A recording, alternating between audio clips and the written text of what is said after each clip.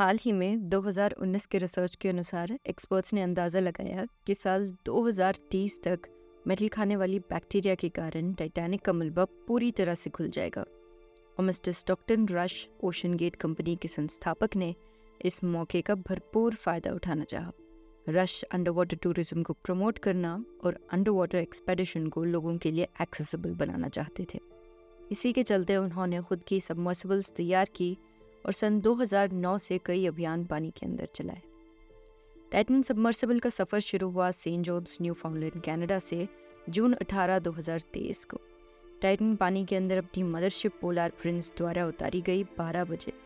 पानी के अंदर जीपीएस ना होने के कारण सबमर्सिबल को हर 15 मिनट में अपनी मदरशिप पर बैठी क्रू से रब्ता करना था एक टेक्स्ट मैसेजिंग सिस्टम के द्वारा।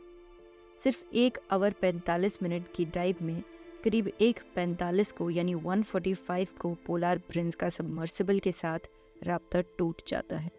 सबमर्सिबल को टाइटैनिक का मलबा देखकर वापस लौटना था शाम 7 बजे, लेकिन स्केड्यूल किए गए वक्त पर न आने के कारण यूएस कोस्ट गार्ड को सबमर्सिबल के मिसिंग हो जाने की खबर 9 बजे के आसपास तक पहुंची। 5 दिन लगातार खोज जारी थी और 22 जून को रिपोर्ट किया गया कि 5 लोगों की मौत हो गई सबमर्सिबल की कैटास्ट्रोफिक इम्प्लोजन के कारण। टाइटन सबमर्सिबल ने पहले भी 2 मरतबा टाइटैनिक मलबे तक का सफ़र तय किया था, लेकिन इस बार ऐसा क्या हो गया? जानने के लिए वीडियो को एंड तक देखना कि आखिर टाइटन सबमर्सिबल के साथ हुआ क्या था।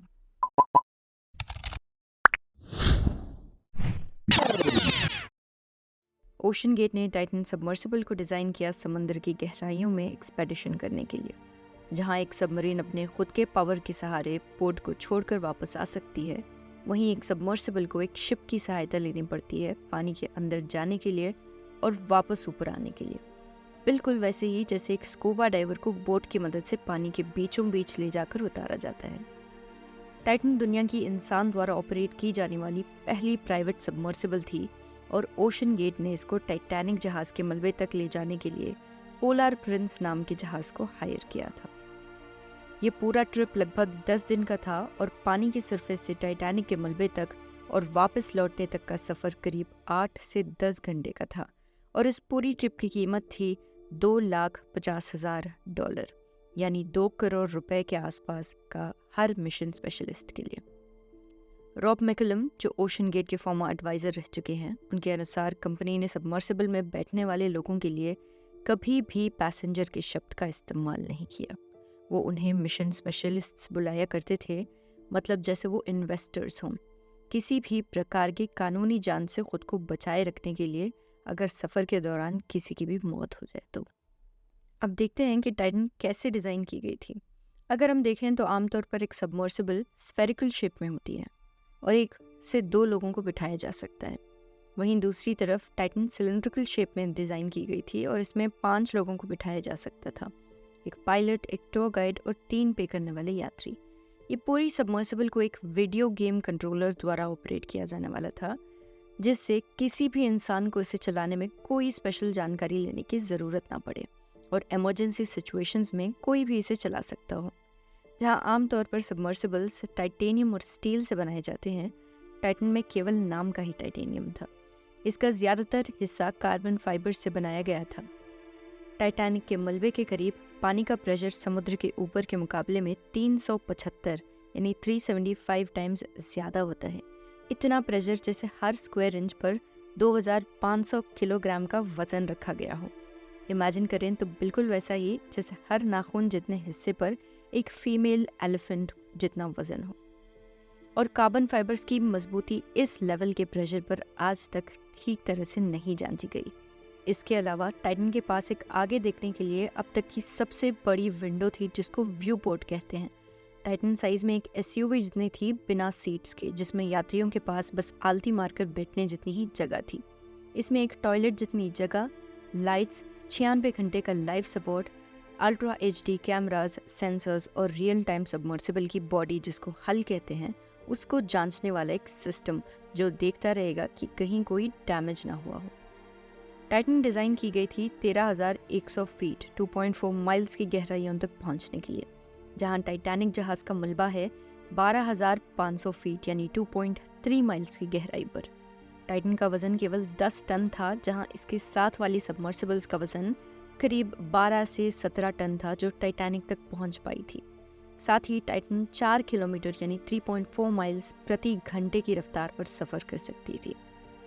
टाइटन 11,500 फीट यानी 3,500 मीटर की दूरी पर थी जब पोलार प्रिंस से उसका राब्ता टूटा, टाइटैनिक जहाज से केवल 1000 फीट दूर। लेकिन अभी तक ये अनक्लियर है कि टाइटन जहाज तक का सफ़र तय कर पाई थी या नहीं। जी जान से ढूंढने पर टाइटन के टूटे हुए हिस्से हासिल हुए। इससे ये कंक्लूड किया गया कि टाइटन की कैटास्ट्रोफिक इम्प्लोजन की वजह से 5 लोगों की मौत हो गई। एक बलून को इमेजिन करना, जब आप हद से ज़्यादा हवा फूंक देते हो तो अंदर के ज़ोर की वजह से बलून एक्सप्लोड हो जाता है, यानी फट जाता है। दूसरी तरफ एक पेप्सी का कैन है। इमेजिन करना आपने हथौड़े से या किसी चीज़ से ज़ोर से उसको मारा। बाहर के प्रेशर की वजह से जो कैन है वो अंदर की तरफ क्रश हो जाता है, यानी इम्प्लोड हो जाता है। और ऐसा ही कुछ हुआ टाइटन के साथ। सुनने में बड़ा आसान, लेकिन सोचने में बड़ा ही भयानक। ये इम्प्लोजन इतना जल्दी हुआ कि यात्रियों को रिएक्ट करने का मौका भी नहीं मिला। पलक झपकने से पहले उनकी मौत हो गई और उनको इसका अंदाज़ा भी नहीं हुआ। एक ह्यूमन बॉडी को दर्द महसूस करने से लेकर एक्ट करने तक 100 मिली सेकेंड का समय लगता है, लेकिन टाइटन को सिर्फ 1 मिली सेकेंड लगा इम्प्लोड होने में। It was that quick. तो इससे पता लगता है कि उन्हें दर्द बिल्कुल महसूस नहीं हुआ था, लेकिन ये घटना काफ़ी दिल दहलाने वाली ज़रूर थी।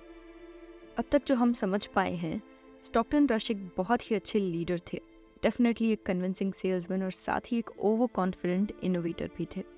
जो डिज़ाइन और मटेरियल का इस्तेमाल उन्होंने टाइटन के लिए किया वो एक इनोवेशन था। उसी सिलेंड्रिकल शेप को चुनने की वजह से प्रेशर टाइटन के हल पर सामान्यता से डिस्ट्रीब्यूट नहीं हो पाया।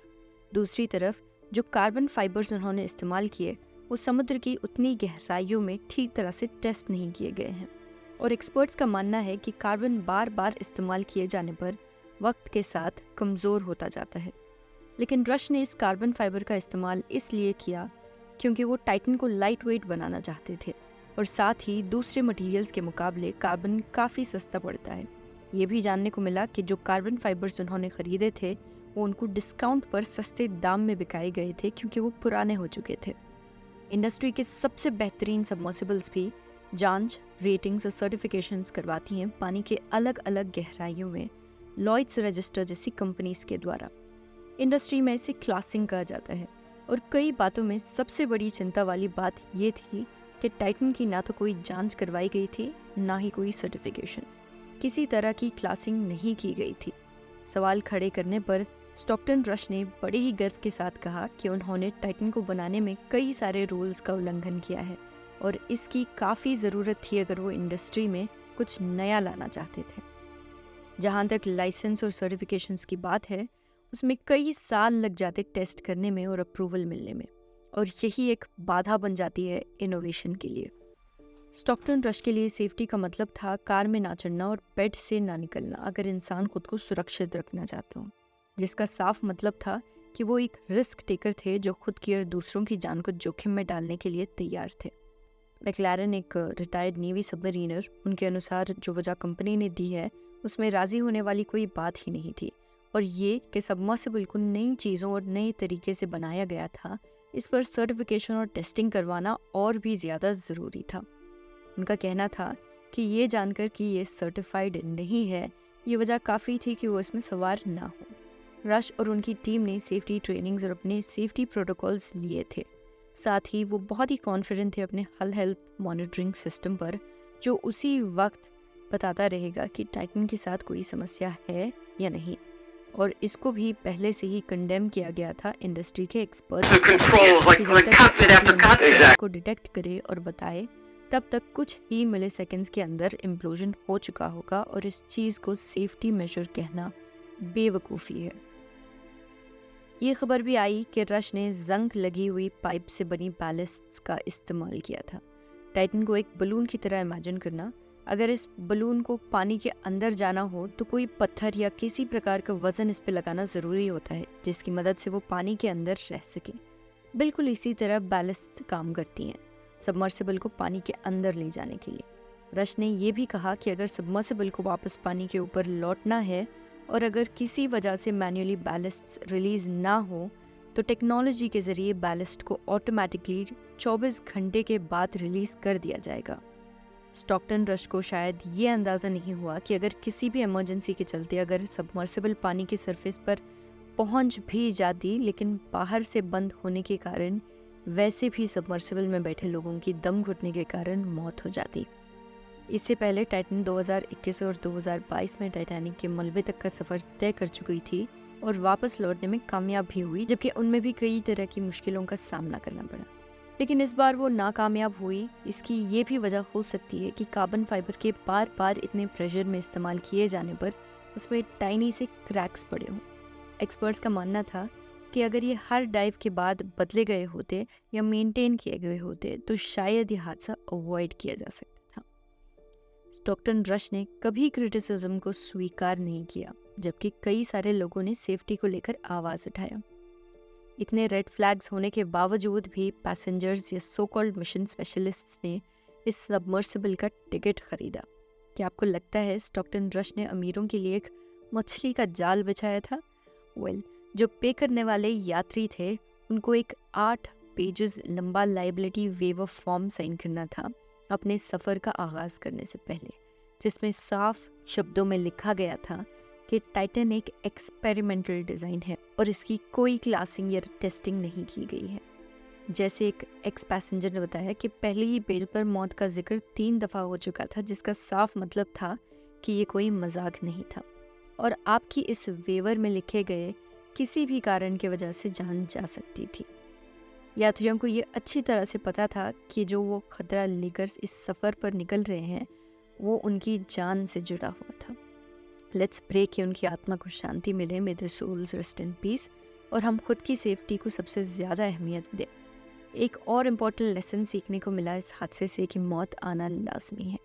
आप मौत से बचकर नहीं भाग सकते। अगर आपके लिए मौत लिख दी गई है वो आप तक पहुंच ही जाएगी, चाहे आप बिस्तर पे क्यों ना सोए हो, या आप मौत तक खुद पहुंच जाओगे, चाहे वो 12,000 फीट की गहराई में क्यों ना हो।